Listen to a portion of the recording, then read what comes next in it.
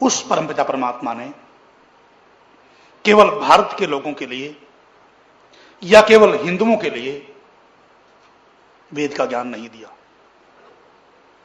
वेद मनुष्यों में कोई विभाजन नहीं करता।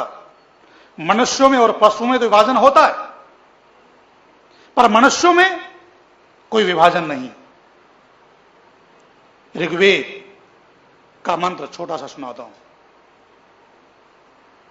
वेद संबोधन क्या करता है? शृण्वन्तु सर्वे अमृतस्य पुत्राः। वेद सबके लिए संबोधन एक ही शब्द करता है, तुम सबके सब अमृत के पुत्र हो। अमृत के पुत्र हो, सुनो। और तुम क्या हो? अज्येष्ठास अकनिष्ठास एते संभ्रात्रो वावृधु सो भगाया। तुम में कोई छोटा नहीं है, कोई बड़ा नहीं है, कोई ऊंचा नहीं है, कोई नीचा नहीं है। तुम सब अपने सौभाग्य की वृद्धि के लिए आगे बढ़ो। ये उपदेश वेद करता है। हमारे लिए सौभाग्य यह है कि सृष्टि की उत्पत्ति हमारे देश में हुई, हिमालय पर। हमारे देश का संयोगवश परमात्मा ने कोई पक्षपात नहीं किया भारत के साथ।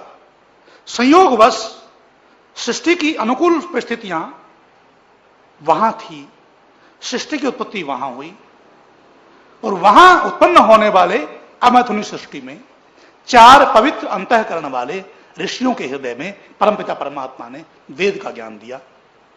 उस भारत भूखंड में हम सबका जन्म हुआ है, इसलिए हम सब बड़े सौभाग्यशाली हैं।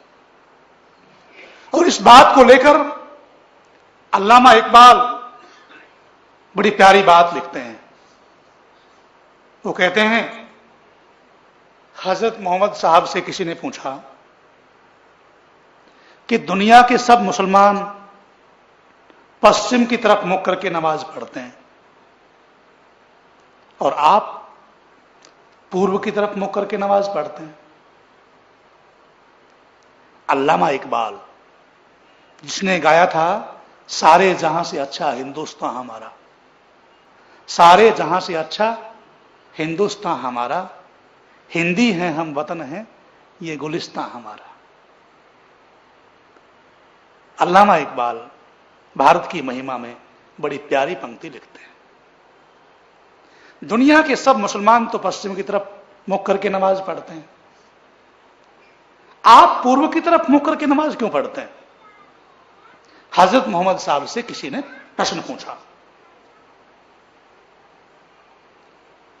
हजरत मोहम्मद साहब कहते हैं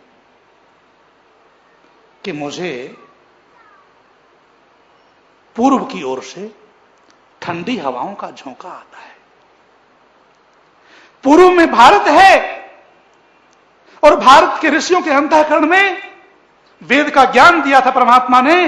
मुझे उधर से वेदों की ठंडी हवाओं का झोंका प्राप्त होता है, इसलिए मेरा मन करता है कि मैं पूर्व की तरफ मुख करके नमाज पढ़ता रहूं।